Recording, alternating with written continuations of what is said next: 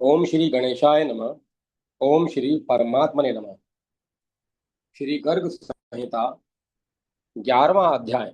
भगवान का वसुदेव देवकी में आवेश, देवताओं द्वारा उनका स्तवन, आविर्भाव काल, अवतार विग्रह की झांकी, वसुदेव देवकी कृत भगवत स्तवन, भगवान द्वारा उनके पूर्व जन्म के वृतांत वर्णन पूर्वक अपने को नंद भवन में पहुंचाने का आदेश, कंस द्वारा नंद कन्या योग माया से कृष्ण के प्राकट्य की बात जानकर पश्चाताप पूर्वक वसुदेव देवकी को बंधन मुक्त करना, क्षमा मांगना और दैत्यों को बाल वध का आदेश देना।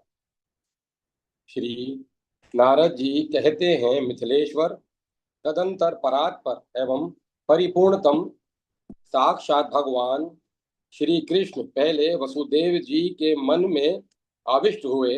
भगवान का आवेश होते ही महामना वसुदेव सूर्य, चंद्रमा और अग्नि के समान महान तेज से उद्भासित हो उठे, मानो उनके ऊपर में दूसरे यज्ञ नारायण ही प्रकट हो गए हों। फिर सबको अभय देने वाले श्री कृष्ण देवकी के गर्भ में आविष्ट हुए। इससे उस कारागृह में देवकी उसी तरह दिव्य दीप्ति से दमक उठी जैसे घनमाला में चपला चमक उठती है। देवकी के उस तेजस्वी रूप को देखकर कंस मन ही मन भय से व्याकुल होकर बोला, यह मेरा प्राणहंता आ गया, क्योंकि इसके पहले यह ऐसी तेजस्विनी नहीं थी। इस शिशु को जन्म दे लेते ही मैं अवश्य मार डालूंगा। यूं कहकर वह भय से विहल हो उस बालक के जन्म की प्रतीक्षा करने लगा। भय के कारण अपने पूर्व शत्रु भगवान विष्णु का चिंतन करते हुए वह सर्वत्र उन्हीं को देखने लगा। अहो, दृढ़ता पूर्वक वेर बंध जाने से भगवान कृष्ण का भी प्रत्यक्ष ही की भांति दर्शन होने लगता है। इसीलिए असुर श्री कृष्ण की प्राप्ति के उद्देश्य से ही उनके साथ वैर करते हैं। जब भगवान गर्भ में आविष्ट हुए तब ब्रह्मादि देवता तथा अस्मादादि नारद प्रभृति मुनीश्वर वसुदेव के ग्रह के ऊपर आकाश में स्थित हो भगवान को प्रणाम करके उनकी स्तुति करने लगे। देवता बोले, जागृत स्वप्न आदि अवस्थाओं में प्रतीत होने वाले विश्व के जो एकमात्र हेतु होते हुए भी अहेतु है, जिनके गुणों का आश्रय लेकर ही ये प्राणी समुदाय सब और विचरते हैं, तथा जैसे अग्नि से निकलकर सब और फैले हुए विस्फुटलिंग चिंगारियां पुनः उसमें प्रवेश नहीं करते, उसी प्रकार महतत्व इंद्रिय वर्ग तथा उनके अधिष्ठाता देव समुदाय जिनसे प्रकट हो पुनः उसमें उनमें प्रवेश नहीं आते, उन परमात्मा आप भगवान कृष्ण को हमारा सादर नमस्कार है। बलवानों में भी सबसे अधिक बलिष्ठ, यह काल भी जिनके शासन करने में समर्थ नहीं है, माया भी जिन पर कोई प्रभाव नहीं डाल सकती, तथा नित्य शब्द वेद जिनको अपना विषय नहीं बना पाता, उन परम अमृत प्रशांत शुद्ध परात्पर पूर्ण ब्रह्म स्वरूप आप भगवान की हम शरण में आए हैं। जिन परमेश्वर के अंशांशा अवतार, कला अवतार, आवेशा अवतार तथा पूर्ण अवतार सहित विभिन्न अवतारों द्वारा इस विश्व के सृष्टि पालन आदि कार्य संपादित होते हैं, उन्हीं पूर्ण से भी परे परिपूर्णतम भगवान श्री कृष्ण को हम प्रणाम करते हैं। प्रभो, अतीत वर्तमान और अनागत भविष्य मनमंत्रों युगों तथा कल्पों में आप अपने अंश और कला द्वारा अवतार विग्रह धारण करते हैं, किंतु आज ही वह सौभाग्यपूर्ण अवसर आया है जबकि आप अपने परिपूर्णतम धाम तेज पुंज का यहाँ विस्तार कर रहे हैं। अब इस परिपूर्णतम अवतार द्वारा भूतल पर धर्म की स्थापना करके आप लोक में मंगल कल्याण का प्रसार करेंगे। अलकनंद, देवकी नंद, आपकी जो चरण रज विशुद्ध अंतःकरण वाले योगियों के लिए भी दुर्लभ और अगम्य हैं, वही उन बड़भागी भक्तों के लिए परम सुलभ है, जो अपने निर्मल हृदय में भक्ति योग धारण करके सदा प्रीति रस में निमग्न हो द्रवित चित्त रहते हैं। शिशु रूप में मंद मंद विचरने वाले आपके चरणाबिंदों के मकरंद एवं पराग को हम सानुराग सिर पर धारण करें, यही हमारी आंतरिक अभिलाषा है। आप पहले से ही परम कमनीय कलेवरधारी हैं। यहाँ इस अवतार में भी उस कमनीय रूप से आप सुशोभित होंगे। आपका रूप कोटि शत काम देवों को भी मोहित करने वाला और परम अद्भुत है। आप गोलोक धाम में धारित दिव्य दीप्ति राशि को यहाँ नहीं धारण करेंगे। सर्वोत्कृष्ट धर्म धन के धारिता आप श्री राधा वल्लभ को हम हृदय में धारण करते हैं। श्री नारद जी बोले, उस समय मुनियों सहित ब्रह्मा आदि सब देवता श्री हरि को नमस्कार करके उनकी महिमा का गान तथा स्वभाव की प्रशंसा करते हुए प्रसन्नता पूर्वक अपने अपने धाम को चले गए। मिथिला सम्राट बहुलाश्व तदंतर जब श्री हरि के प्राकट्य का समय आया, आकाश स्वच्छ हो गया, दसों दिशाएं निर्मल हो गई, तारे अत्यंत उद्दीप्त हो उठे, भूमंडल में प्रसन्नता छा गई, नदी नद सरोवर और समुद्र के जल स्वच्छ हो गए, सब और सहस्त्र दल तथा शतदल कमल खिल उठे। वायु के स्पर्श से उनके सुगंध युक्त पराग सब दिशाओं में फैलने लगे। उन कमलों पर भ्रमर गुंजार करने लगे, मयूर मधुर ध्वनि करने लगे, शीतल मंद सुगंध वायु बहने लगी। जनपद और ग्राम सुख सुविधा से संपन्न हो गए। बड़े बड़े नगर तो मंगल के धाम बन गए। देवता ब्राह्मण पर्वत वृक्ष और गौएं सभी सुख सामग्री से परिपूर्ण हो गए। देवताओं की धुंदुबियां बज उठी, साथ ही जय जयकार की ध्वनि सब और व्याप्त हो गई। महाराज, जहां तहां सब जगह सबका परम मंगल हो गया। गायन कला में निपुण विद्याधर गंधर्व सिद्ध किन्नर तथा चारण गीत गाने लगे। देवता लोग स्तोत्र पढ़कर उन परम पुरुष का स्तुवन करने लगे। देवलोक में गंधर्व तथा विद्याधरियां आनंद मग्न होकर नाचने लगी। मुख्य मुख्य देवता पारिजात मंदार तथा मालती के मनोहर फूल बरसाने लगे और मेघ गर्जना करते हुए जल की वृष्टि करने लगे।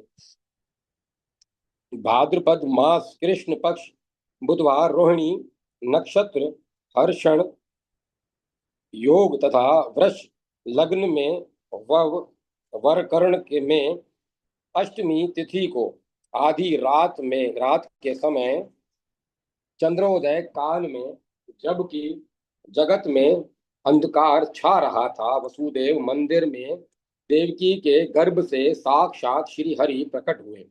ठीक उसी तरह जैसे अरणि काष्ठ से अग्नि का आविर्भाव होता है। कंठ में प्रकाशमान स्वच्छ एवं विचित्र मुक्ताहार, वक्ष पर शोभा प्रभा समन्वित सुंदर कौस्तुभ मणि तथा रत्नों की माला, चरणों में नुपुर तथा बाहों में बाजूबंद धारण किए भगवान मंडलाकार प्रभा पुंज से उद्भासित हो रहे थे। मस्तक पर किरीट तथा कानों में कुंडल युगल बालवर बालरवि के सदृश बाल रवि के सदृश उद्दीप्त हो रहे थे। कलाइयों में प्रज्वलित अग्नि के समान कांतिमान अद्भुत कंकण हिल रहे थे। कटी की करधनी में जो डोर या जंजीर लगी थी, उसकी प्रभा विद्युत के समान सब और व्याप्त हो रही थी। कंठ प्रदेश में कमलों की माला शोभा पाती थी, जिसके ऊपर मधु लोलुप मधुकर मंडरा रहे थे। उनके श्री अंगों पर जो दिव्य पित्त वस्त्र था, वह नूतन तपाए हुए जाम्बू नद स्वर्ण की शोभा को तिरस्कृत कर रहा था। श्याम सुंदर विग्रह पर सुशोभित वह पीतांबर विद्युत विलास से विलसित नील मेघ के सौभाग्यपूर्ण सौंदर्य को छीन लेता था। मुख के ऊपर शिरोदेश में काले काले घुंघराले केश शोभा पाते थे। मुख चंद्र की चंचल रश्मियां वहां का संपूर्ण अंधकार दूर किए देती थी। वह परम सुंदर शुभद आनंद प्रफुल्ल इंदिवर सदृश युगल नेत्रों से सुशोभित था। उस पर विचित्र रीति से मनोहर पत्र रचना की गई थी, जिससे मंडित अभिराम मुख सदैव करोड़ों कामदेवों को मोह लेता था। वे परिपूर्णतम परात पर भगवान मधुर ध्वनि से वेणु बजाने में तत्पर थे। ऐसे पुत्र का अवलोकन करके यदुकुल तिलक वसुदेव जी ने के नेत्र भगवान के जन्मोत्सव जनित आनंद से खिल उठे। फिर उन्होंने शीघ्र ही ब्राह्मणों को 1 लाख गो दान करने का मन ही मन संकल्प किया। सूतिकागार में प्रभु का आविर्भाव प्रत्यक्ष हो गया। इससे वसुदेव जी का सारा भय जाता रहा। वे अत्यंत विस्मित हो हाथ जोड़कर आदि अंत रहित श्री हरि को प्रणाम करके स्तोत्रों द्वारा उनका स्तवन करने लगे। श्री वसुदेव जी बोले, भगवान जो एकमात्र अद्वितीय है, वे ही परब्रह्म परमात्मा आप प्रकृति के सत्वादि गुणों के कारण अनेक रूपों में प्रतीत होते हैं। आप ही संहारक, आप ही उत्पादक तथा आप ही इस जगत के पालक हैं। हे आदिदेव, हे त्रिभुवन पते परमात्मन, जैसे स्फटिक मणि औपाधिक रंगों से लिप्त नहीं होती, उसी प्रकार आप देह के वर्णों से निर्लिप्त ही रहते हैं। ऐसे आप परमेश्वर को मेरा नमस्कार है। जैसे ईंधन में आग छिपी रहती है, उसी तरह आप अव्यक्त रूप से इस संपूर्ण जगत में विद्यमान हैं, तथा जैसे आकाश सबके भीतर और बाहर भी रहता है, उसी प्रकार आप सबके भीतर और बाहर ही भी स्थित हैं। आप ही पृथ्वी की भांति इस समस्त जगत के आधार हैं, सबके साक्षी हैं, तथा वायु की भांति सर्वत्र जाने की शक्ति रखते हैं। आप गौ देवता ब्राह्मण अपने भक्तजन तथा बछड़ों के पालक हैं, और अद्भुत अद्भुत भूभार का हरण करने के लिए ही मेरे घर में अवतीर्ण हुए हैं। इस भूतल पर समस्त पुरुषोत्तमों से भी उत्तम आप ही हैं। भुवन पते, पापी कंस से मुझे बचाइए। श्री नारद जी कहते हैं, मिथिला पते, सर्व देवता स्वरूपणी देवकी को भी यह ज्ञात हो गया कि मेरे घर में परिपूर्णतम भगवान साक्षात श्याम सुंदर श्री कृष्ण का आविर्भाव हुआ है। अतः वे भी उन्हें नमस्कार करके बोले। श्री देवकी ने कहा, हे सचिदानंद घन श्री कृष्ण, हे अगणित ब्रह्मांडों के स्वामी, हे परमेश्वर, हे गोलोक धाम मंदिर की ध्वजा, हे आदिदेव, हे पूर्ण रूप ईश्वर, हे परिपूर्णतम परमेश, हे प्रभु, आप पापी कंस के भय से मेरी रक्षा कीजिए, रक्षा कीजिए। श्री नारद जी कहते हैं, राजन, पिता माता की ओर से किया गया वह स्तवन सुनकर पाप नाशन साक्षात परिपूर्णतम भगवान श्री कृष्ण मंद मंद मुस्कुराते हुए देवकी तथा वसुदेव जी से बोले। श्री भगवान जी ने कहा, पूर्व सृष्टि में ये माता पतिव्रता दक्षिणी थी, और आप प्रजापति सुता सुतपा आप दोनों के ने संतान के लिए ब्रह्मा जी की आज्ञा से अन्न और जल का त्याग करके बड़ी भारी तपस्या की थी। एक मनवंतर का समय बीत जाने पर भी प्रजा की कामना से आपकी तपस्या चलती रही। तब मैं आप दोनों पर प्रसन्न होकर बोला, आप लोग कोई उत्तम वर मांग लें। मेरी बात सुनकर आप तत्काल बोले, प्रभु, हम दोनों को आपके समान पुत्र प्राप्त हो। उस समय तथास्तु कहकर जब मैं चला आया, तब आप दोनों दंपति अपने पुण्य कर्म के फल स्वरूप प्रजापति हुए। संसार में मेरे समान तो कोई पुत्र है नहीं।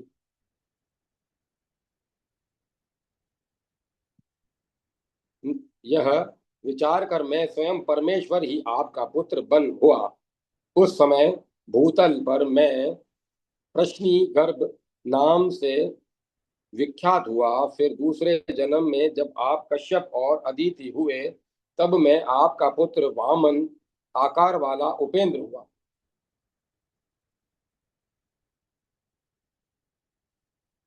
उसी समय उसी प्रकार इस वर्तमान जन्म में भी मैं परात्पर परमेश्वर आप दोनों का पुत्र हुआ हूँ।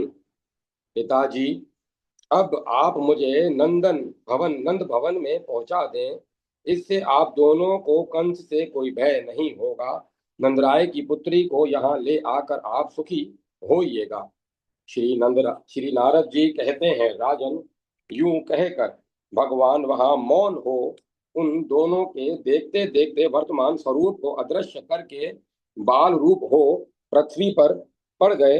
जैसे किसी नट ने क्षण भर में वेश परिवर्तन कर लिया हो। शिशु को पालने में सुलाकर ज्यों ही वसुदेव जी ले जाने को उदत हुए, त्यों ही महावन के में नंद पत्नी के गर्भ से योग माया ने स्वतः जन्म ग्रहण किया। उसी के प्रभाव से सब लोग सो गए। पहरेदार भी नींद लेने लगे। सारे दरवाजे मानो किसी ने खोल दिए। साकल और अर्गलाएं टूट फूट गईं। श्री कृष्ण को माथे पर लिए जब वसुदेव जी गृह से बाहर निकले, उस समय उनके भीतर का ज्ञान और बाहर का अंधेरा स्वतः दूर हो गया। ठीक उसी तरह जैसे सूर्य उदय होने पर अंधकार का तत्काल नाश हो जाता है। आकाश में बादल घिर आए और वे जल की वृष्टि करने लगे। तब सहस्त्र मुख वाले स्वयं प्रकाश शेषनाग अपने फनों से छत्र छाया करके गिरती हुई जल की धाराओं का निवारण करते हुए उनके पीछे पीछे चलने लगे। उस समय यमुना में जल के वेग से बहने के कारण ऊंची लहरें उठती और भंवरें पड़ रही थी। वे सिंह और सर्पादि जंतुओं का को भी बहाय लिए जाती थी, किंतु सरिताओं में श्रेष्ठ उन कालिंद नंदिनी यमुना ने वसुदेव जी को तत्काल मार्ग दे दिया। नंदराय जी का सारा ब्रज गाड़ी नींद में सो रहा था। वहां पहुंचकर वसुदेव जी ने अपने परम शिशु को यशोदा जी की शैया पर शीघ्र सुलाकर उस दिव्य कन्या को देखा। यशोदा जी की उस कन्या को गोद में लेकर वसुदेव जी पुनः अपने घर लौट आए। वे यमुना जी को पार करके पूर्ववत अपने घर में स्थित हो गए। उधर गोपी यशोदा को इतना ही ज्ञात हुआ कि उसे कोई पुत्र या पुत्री हुई है। वे प्रसव वेदना के श्रम से अत्यंत थकी होने के कारण अपनी शैया पर आनंद की नींद लेती हुई सो गई थी। इधर बालक के रोने की आवाज सुनकर पहरेदार राजभवन में उपस्थित हुए और जाकर वीर कंस को बालक के जन्मने की सूचना दी। यह समाचार कान में पड़ते ही कंस भय से कातर हो तुरंत सुति गृह में जा पहुंचा। उस समय सती साध्वी बहन देवकी दीन की तरह रोती हुई भाई से बोली। श्री देवकी ने कहा, भैया, आप दीन दुखियों के प्रति स्नेह और दया करने वाले हैं। मैं आपकी बहन हूँ, तथापि कारागार में डाल दी गई हूँ। मेरे सभी पुत्र मार डाले गए हैं। मैं यह वह अभागिनी माँ हूँ जिसके बेटों का वध कर दिया गया है। एकमात्र यह बेटी बची है, इसे मुझे भीख में दो भीख में दे दीजिए। यह स्त्री है, इसका वध करना आप जैसे वीर के योग्य नहीं है। कल्याणकारी भाई, इस कल्याणी कन्या को तो मेरी गोद में दे ही दीजिए। यही आपके योग्य कार्य होगा। श्री नारद जी कहते हैं, राजन, देवकी के मुख पर आंसुओं की धारा बह रही थी। उसे उसने मोह के कारण बेटी को आंचल में छिपाकर बहुत विनती की। वह बहुत रोई गिड़गिड़ाई, तो भी उस दुष्ट ने बहन को डांट डपट कर उसकी गोद से वह कन्या छीन ली। वह यदुकुल का कलंक एक महानीच था। सदा कुसंग में रहने के कारण उसका जीवन पापमय हो गया था। उस दुरात्मा ने अपनी बहन की बच्ची के दोनों पैर पकड़कर उसे शिला पर दे मारा। वह कन्या साक्षात योग माया का अवतार देवी अंशा थी। कंस के हाथ से छूटते ही वह उछलकर आकाश में चली गई। सहस्त्र अश्वों से जुते हुए दिव्य शतपत्र रथ पर जा बैठी। वहां चवर डुलाए जा रहे थे। उस शुभ्र रथ पर बैठकर वह दिव्य रूप धारण किए दृष्टि गोचर हुई। उसकी उसकी 8 भुजाएं थी और सब में आयुध शोभा पा रहे थे। वह माया देवी अपने पार्षदों से परिसेवित थी। उसका तेज 100 सूर्यों के समान दिखाई देता था। उसने मेघ गर्जना तुल्य गंभीर वाणी में कहा। श्री योग माया बोली, कंस, तुझे मारने वाले परिपूर्णतम परमात्मा साक्षात भगवान श्री कृष्ण तो कहीं और जगह अवतीर्ण हो गए। इस दीन देवकी को तू व्यर्थ दुख दे रहा है। श्री नारद जी कहते हैं, राजन, उससे यूं कहकर भगवती योग माया विंध्य पर्वत पर चली गई। वहां वे अनेक नामों से प्रसिद्ध हुई। योग माया की उत्तम बात सुनकर कंस को बड़ा आश्चर्य हुआ। उसने देवकी और वसुदेव को तत्काल बंधन मुक्त कर दिया। कंस ने कहा, बहन और बहनोई वसुदेव जी, मैं पापात्मा हूँ। मेरे कर्म पाप में है। मैं इस यदुवंश में महानीच और दुष्ट हूँ। मैं ही इस भूतल पर आप दोनों के पुत्रों का हत्यारा हूँ। आप दोनों मेरे द्वारा किए गए इस अपराध को क्षमा कर दें। मेरी बात सुने। मैं समझता हूँ यह सब काल ने किया कराया है। जैसे वायु मेघमाला को जहां चाहे उड़ा ले जाती है, उसी तरह काल ने मुझे भी स्वेच्छा अनुसार चलाया है। मैंने देव वाक्य पर विश्वास कर लिया, किंतु देवता भी असत्यवादी ही निकले। इस योग माया ने बताया है कि तेरा शत्रु भूतल पर अवतीर्ण हो गया है, किंतु वह कहाँ उत्पन्न हुआ है यह मैं नहीं जानता।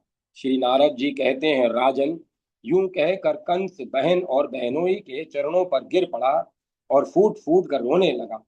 उसके मुंह पर अश्रुधारा बह चली। उसने उन दोनों के प्रति सुहाद्र अत्यंत स्नेह दिखाते हुए उनकी बड़ी सेवा की। अहो, परिपूर्णतम प्रभु श्री कृष्णचंद्र के दया दान दक्ष कटाक्षों से भूतल पर क्यों नहीं हो सकता भूतल पर क्या नहीं हो सकता। तदंतर प्रातः काल दुरात्मा कंस ने प्रलंब आदि बड़े बड़े असुरों को बुलाया और योग माया ने जो कुछ कहा था वह सब उनसे कह सुनाया। कंस ने कहा, मित्रों, जैसा कि योग माया ने बताया है, मेरा विनाश करने वाला शत्रु पृथ्वी पर कहीं उत्पन्न हो चुका है। अतः तुम लोग जो 10 दिन के भीतर उत्पन्न हुए हैं, जिनको जन्म लिए 10 से अधिक दिन निकल गए हैं, उन समस्त बालकों को मार डालो। दैत्यों ने कहा, महाराज, जब आप द्वंद्व युद्ध में उतरे थे, उस समय रणभूमि में आपके चढ़ाए हुए धनुष की टंकार सुनकर सब देवता भाग खड़े हुए थे। फिर उन्हीं से आप भय क्यों मान रहे हैं?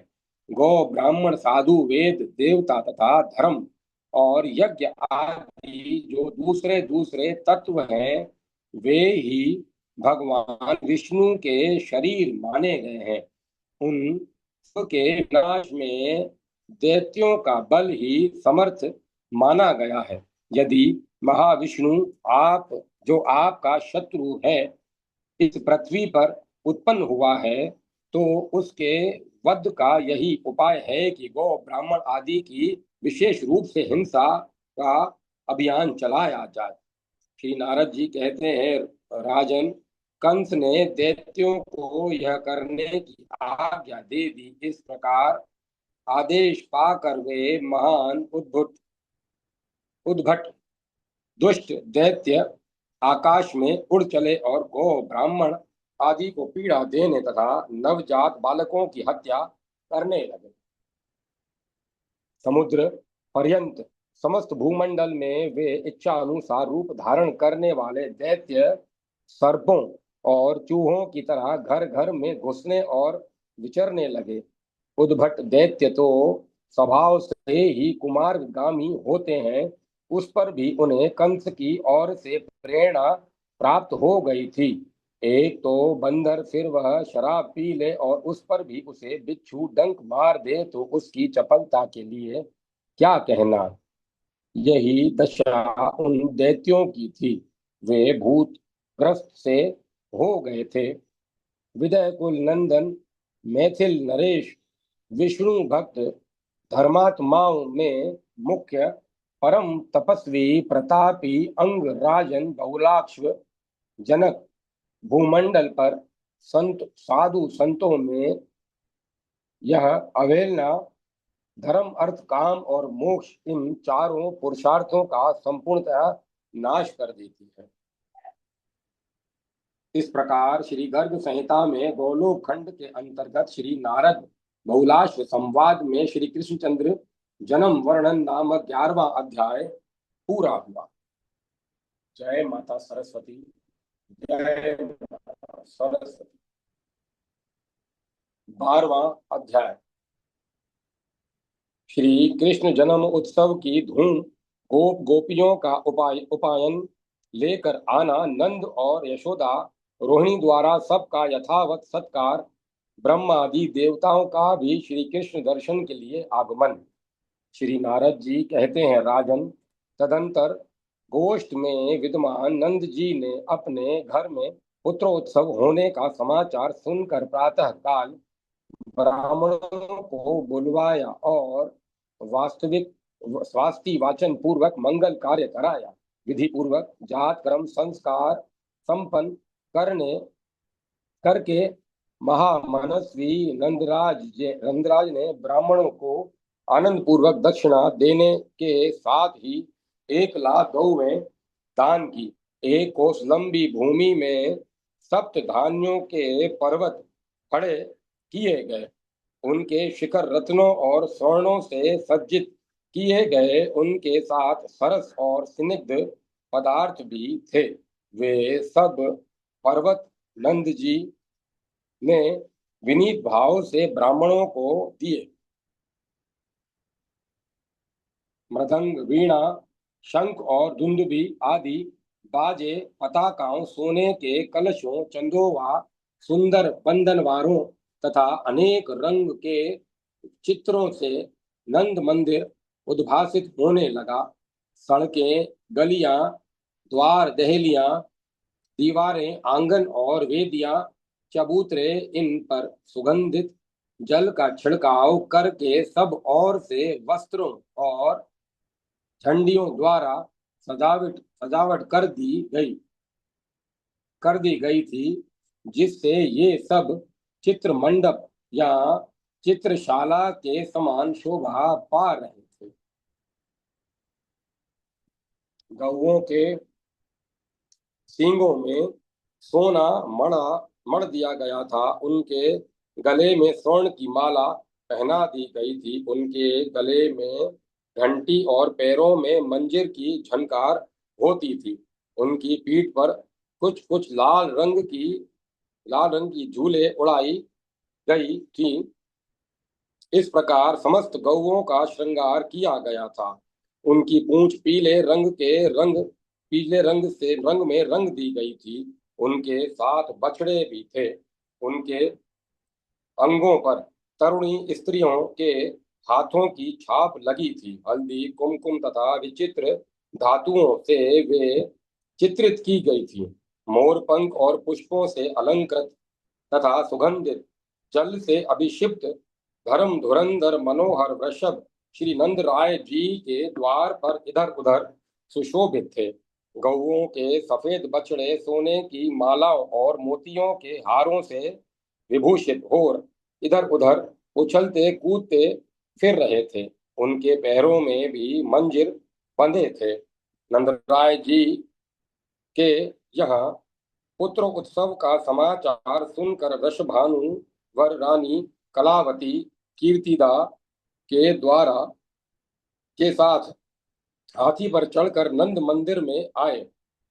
ब्रज में जो 9 नंद, 9 उपनंद और 6 वृषभानु थे, वे सब भी नाना प्रकार की भेंट सामग्री के साथ वहां आए।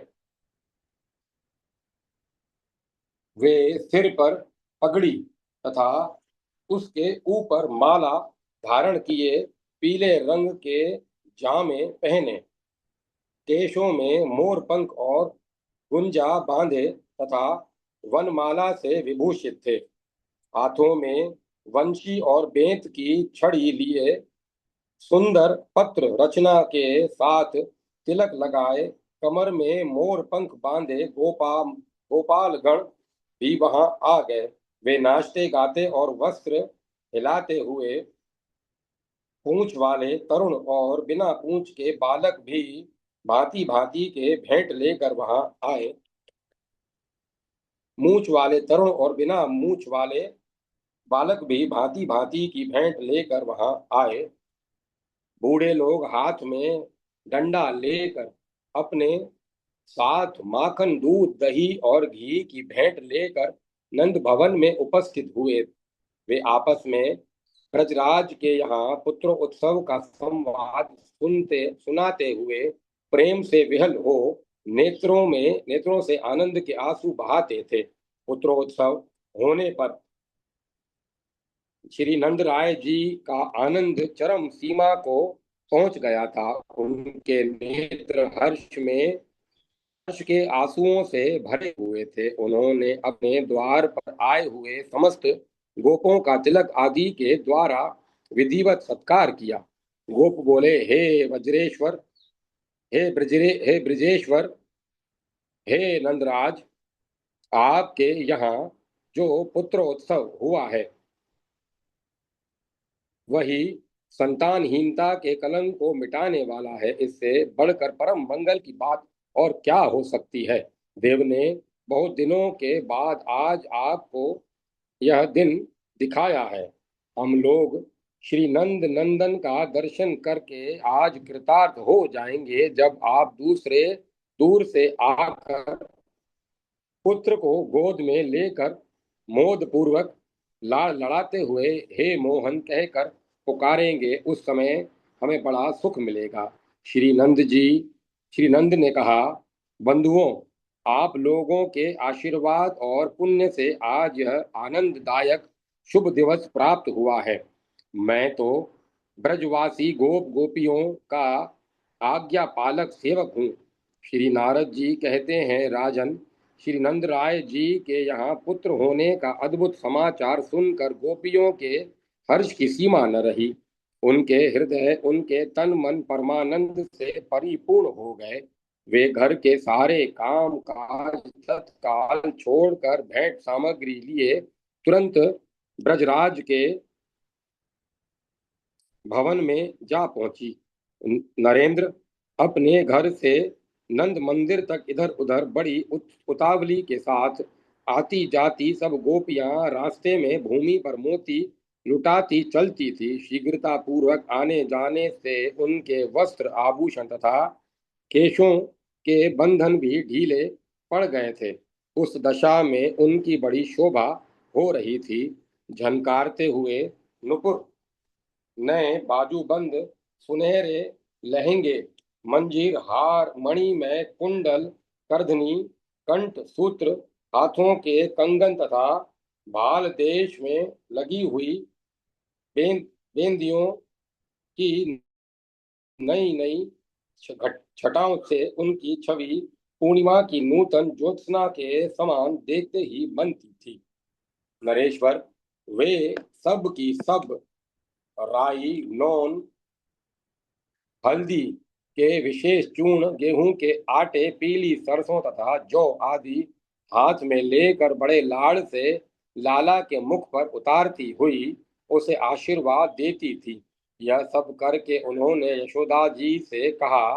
गोपियां बोली, यशोदा जी, बहुत उत्तम, बहुत अच्छा हुआ। अहो भाग्य, आप धन्य हैं और आपकी उत्तम कोख धन्य है जिसने ऐसे बालक को जन्म दिया। दीर्घ काल के बाद देव देव ने आज आपकी इच्छा पूरी की है। कैसे कमल कैसे नेत्र हैं, कैसे कमल जैसे नेत्र हैं इस श्याम सुंदर बालक के। कितनी मनोहर मुस्कान है, बड़ी संभाल के साथ इसका पालन लालन पालन कीजिए। श्री यशोदा जी ने कहा,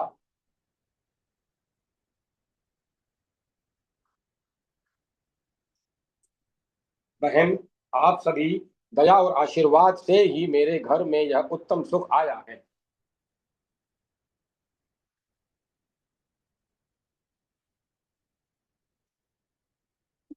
इसके बाद आप सब आप सबको भी देव कृपा से ऐसा ही परम सुख प्राप्त हो। बहन रोहिणी, तुम बड़ी बुद्धिमती हो। अपने घर आई हुई के व्रजवासिनी गोपियां बड़े उत्तम कुल की हैं। तुम इनका पूजन स्वागत सत्कार करो। अपनी इच्छा के अनुसार इन सब की मनोवांछा पूर्ण करो। श्री नारद जी कहते हैं, राजन, रोहिणी जी भी राजा की बेटी थी।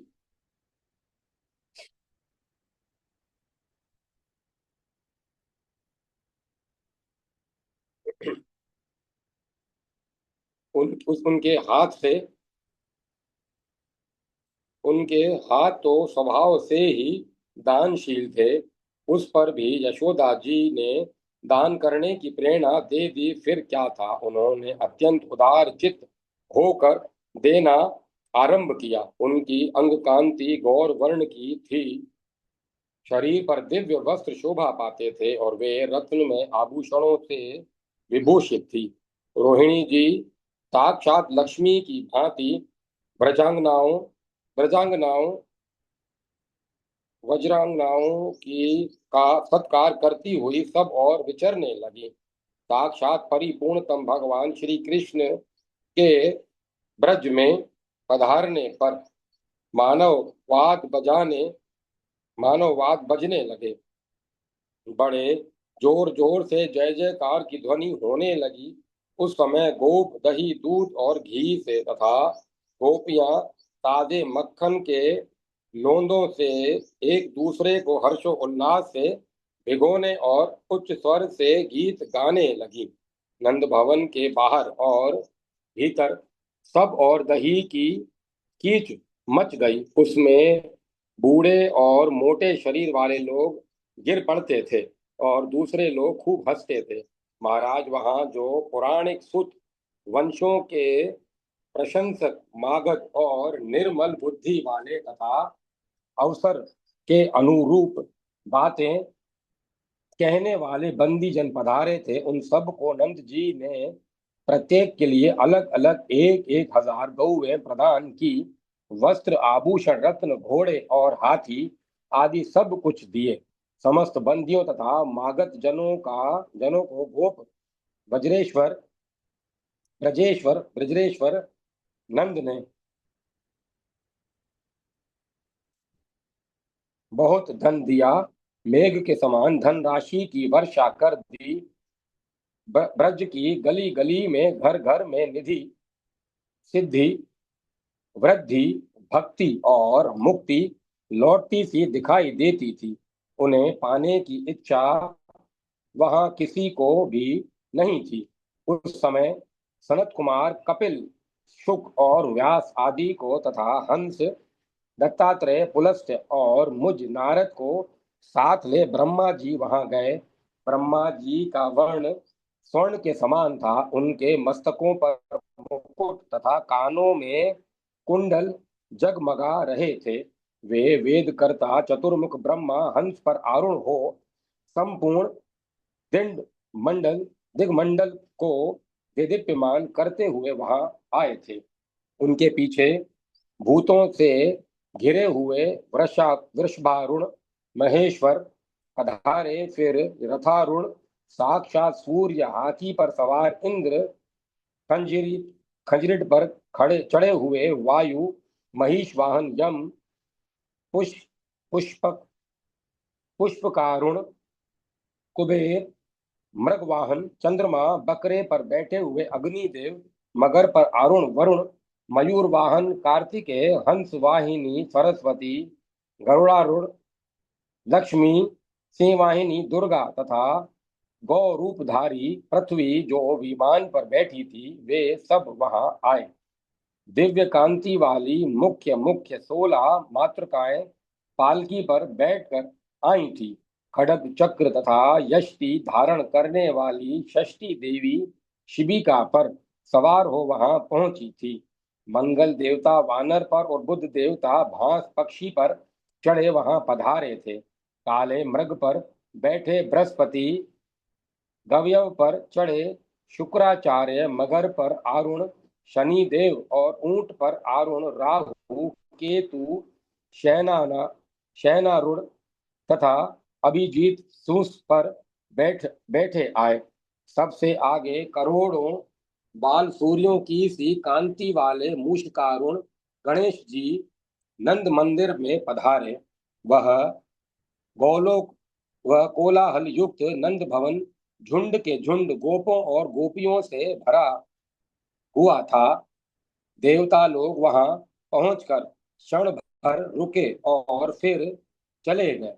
बाल रूप परिपूर्णतम साक्षात भगवान श्री कृष्ण को देखकर उन्हें मस्तक नवाकर देवताओं ने उस समय उनका उत्तम स्तुवन किया। ब्रह्मा आदि देवता ऋषियों सहित वहां श्री कृष्ण का दर्शन करके प्रेम विहल और हर्षित हो अपने अपने धाम को चले गए। इस प्रकार श्री गर्ग संहिता में गोलोकखंड के अंतर्गत श्री नारद बहुलाश्व संवाद में श्री कृष्ण दर्शनार्थ ब्रह्मादि देवताओं का आगमन नामक 12वां अध्याय पूरा हुआ। जय माता सरस्वती। जय मां सरस्वती। 13वां अध्याय पूतना का उद्धार। श्री नारद जी कहते हैं, राजन, नंद जी राजा का कर चुकाने, वसुदेव जी की कुशल पूछने और उन्हें पुत्रों उत्सव का समाचार देने के लिए मथुरा चले गए। उसी समय कंस की भेजी हुई बाल घातनी घर घर ध्वनि वाली दुष्टा राक्षसी पूतना नगरों गांवों और गोष्ठों में विचरती हुई गोप और गोपियों से भरे हुए गोकुल में आ पहुंची। गोकुल के निकट आने पर उसने माया से दिव्य रूप धारण कर लिया। वह 16 वर्ष की अवस्था वाली तरुणी बन गई। उसका सौंदर्य इतना दिव्य था कि वह अपनी अंग कांति से शची, सरस्वती, लक्ष्मी, रंभा तथा रति को भी तिरस्कृत कर रही थी। इसीलिए उसे वहां के गोपों तथा गोपियों ने रोका भी नहीं। चलते समय उसके कूच दिव्य आभा से झलकते और हिलते थे। उसे देखकर रोहिणी तथा यशोदा भी हतप्रभ हो गई। उसने आते ही बालक को गोद में ले लिया और बारंबार लाड़ लड़ाती हुई उस महाघोर दानवी के शिशु दानवी ने शिशु के मुख में हलाहल विष से लिप्त अपना स्तन दे दिया। वह यह देख तीक्ष्ण रोष से आवृत हो श्री हरि ने उसका सारा दूध उसके प्राणों सहित पी लिया। उसके स्तनों में जब असह्य पीड़ा हुई तब छोड़ो छोड़ो कहते हुए वह कठोर उठकर भागी। बच्चे को लिए लिए घर से बाहर निकल गई। बाहर जाने पर उसकी माया नष्ट हो गई और वह अपनी असली रूप में दिखाई देने लगी। उसके नेत्र बाहर निकल आए, सारा शरीर सफेद पड़ गया और वह रोती चिल्लाती हुई पृथ्वी पर गिर पड़ी। उसकी चिल्लाहट से सातों लोक और सातों पाताल सहित सारा ब्रह्मांड गूंज उठा। द्वीपों सहित सारी पृथ्वी डुलने लगी। वह एक अद्भुत सी घटना हुई। नरपेश्वर पूतना का विशाल शरीर 6 कोस लंबा और वज्र के समान सुदृढ़ था। उसके गिरने से उसकी पीठ के नीचे आए हुए बड़े बड़े वृक्ष पिसकर चकनाचूर हो गए। उस समय गोपगण उस दानवी के भयंकर और विशाल शरीर को देखकर परस्पर कहने लगे, इसकी गोद में गया हुआ बालक कदाचित जीवित नहीं होगा। तदन परंतु वह अद्भुत बालक उसकी छाती पर बैठा हुआ आनंद से खेलता और मुस्कुराता था। वह पूतना का दूध पीकर जमाई ले रहा था। उसे उस अवस्था में देखकर यशोदा और रोहिणी के साथ जाकर स्त्रियों ने उठा लिया और छाती से लगाकर वे सब की सब बड़े विस्मय में पड़ गई। बच्चे को ले जाकर गोपियों ने सब ओर से विधि पूर्वक उसकी रक्षा की। यमुना जी की पवित्र मिट्टी लगाकर उसके ऊपर यमुना जल का छींटा दिया। फिर उसके ऊपर गाय की पूंछ घुमाई। गौमूत्र और गौरज मिश्रित जल से उसको नहलाया और निम्नांकित रूप से कवच का पाठ किया। श्री गोपियां बोली, मेरे लाल श्री कृष्ण तेरे सिर की रक्षा करे और भगवान वैंकुट कंठ की श्वेत द्वीप के स्वामी दोनों कानों की, यज्ञ रूपधारी श्री हरि नासिका की, भगवान नरसिंह दोनों नेत्रों की, दशरथ नंदन श्री राम जीवा की और नर नारायण ऋषि तेरे अधरों की रक्षा करे। साक्षात श्री हरि के कला अवतार सनक सनंदन आदि चारों महर्षि तेरे दोनों कपोलों की रक्षा करें। भगवान भगवान श्वेत वरा तेरे भाल देश की तथा नारद दोनों भ्रू लताओं की रक्षा करें। भगवान कपिल तेरे ठुड्डी को और दत्तात्रेय तेरे वक्ष स्थल को सुरक्षित रखे। भगवान ऋषभ तेरे दोनों कंधों की और मत्स्य भगवान तेरे दोनों हाथों की रक्षा करें। प्रफुल्ल पराक्रमी राजा प्रथु सदा तेरे बाहुदंडों को सुरक्षित रखे। भगवान कश्यप उदर की और धन्वंतरी तेरी नाभि की रक्षा करे। मोहिनी रूपधारी भगवान तेरे गुरु देश को और वामन तेरी कटी को हानि से बचाए। परशुराम जी तेरे पुष्ट भाग की और बाद नारायण व्यास जी तेरी दोनों जंघाओं की रक्षा करें। बलभद्र दोनों घुटनों की और बुद्ध देव तेरी पिंडलियों की रक्षा करें। धर्म पालक भगवान कल की गुल्फों सहित तेरे दोनों पैरों को सकुशल रखे। यह सब की रक्षा करने वाला परम दिव्य श्री कृष्ण कवच है। इसका उपदेश भगवान विष्णु ने अपने नाभि कमल में विद्यमान ब्रह्मा जी को दिया था। ब्रह्मा जी ने शंभु ने दुर्वासा को और दुर्वासा ने नंद मंदिर में आकर श्री यशोदा जी को इसका उपदेश दिया था। इस कवच के द्वारा गोपियों सहित श्री यशोदा ने नंद नंदन की रक्षा करके उन्हें अपना स्तन पिलाया और ब्राह्मणों को प्रचुर धन दिया। उसी समय नंद आदि गोप मथुरापुरी से गोकुल में लौट आए। पूतना के भयानक शरीर को देखकर वे सब के सब भय से व्याकुल हो गए। गोपों ने कुठारों से उसके शरीर को काट काट कर यमुना जी के किनारे कई चिताएं बनाई और उसका दाह संस्कार किया। पूतना का शरीर परम पवित्र हो गया था। जलाने पर उससे जो धुआं निकला उसमें इलायची, लवंग, चंदन, तगर और अगर की सुगंध भरी हुई थी। अहो, जिन पतित पावन ने पूतना को मोक्ष गति प्रदान की, उन श्री कृष्ण को छोड़कर हम यहाँ किसकी शरण में जाएं? श्री बहुलाश्व ने पूछा, देवऋषि, यह बाल घातनी राक्षसी पूतना पूर्व जन्म में कौन थी? इसके स्तन में विष लगा हुआ था तथा इसको भीतर का भाव भी दूषित ही था। तथापि इसे उत्तम मोक्ष की प्राप्ति हुई है। श्री नारद जी बोले, पूर्व काल में राजा बलि के यज्ञ में भगवान वामन के परम उत्तम रूप को देखकर बलि कन्या रत्नमाला ने उस उनके प्रति पुत्रोचित स्नेह किया था। उसने मन ही मन यह संकल्प किया था कि यदि मेरे भी ऐसा ही बालक उत्पन्न हो और उस पवित्र मुस्कान वाले शिशु को मैं अपना स्तन पिला सकूं तो उससे मेरा चित्त प्रसन्न हो जाएगा। बलि भगवान के परम भक्त हैं, अतः उनकी पुत्री को वामन भगवान ने यह वर दिया कि तेरे मन में जो मनोरथ है वह पूर्ण हो। ये वही रत्नमाला द्वापर में के अंत में पूतना नाम से विख्यात राक्षसी हुई। भगवान श्री कृष्ण के स्पर्श से पवित्र हुई, उसका उत्तम मनोरथ सफल हो गया। मिथिला नरेश, जो मनुष्य अपराध पर भगवान श्री कृष्ण के इस पूतना उद्धार संबंधी प्रसंग को सुनता है, उसको भगवान की प्रेम पूर्ण भक्ति प्राप्त हो जाती है।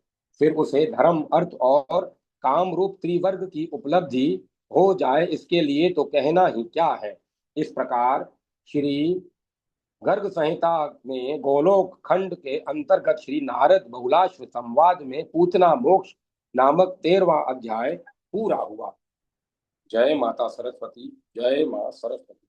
ओम नमो नारायण, ओम नमो भगवते वासुदेवाय, ओम ऐं ह्रीं क्लीं चामुंडाय विच्चे। ओम नमो नारायण।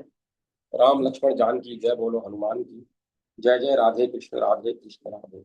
अब कथा को विराम दिया जाता है। ओम तत्सत, ओम तत्सत, ओम।